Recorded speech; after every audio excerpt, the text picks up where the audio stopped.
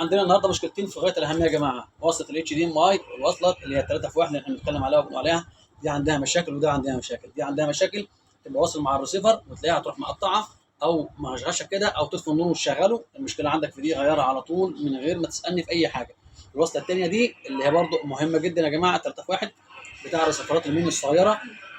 دي بتبقى فيها مشكله يا جماعه، هتلاقي في زنه على طول في الصوت عندك، في زنه كده وتغير. انت طبعا مش عارف تعرف آه، المشكله عندك في ايه. طب ده الفيديو ولا ده الفيديو؟ بعد ساعات بيبقى في الرسيفرات 90% من الاصفر الفيديو، بعد الرسيفرات بيبقى الاحمر الفيديو، عشان تبقى مركز معايا وتعرف انا بتكلم بقول ايه.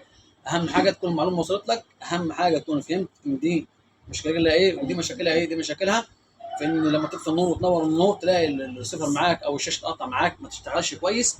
ممكن تلاقيها ابتدت تجيب خطوط كده خفيفه في الشاشه، غير دي تشتغل معاك. هنا عندك زن، عندك مشكله، بتبقى السلوك من هنا الارض بتاعها مقطوع ولا حاجه، غير دي برضه تشتغل معاك.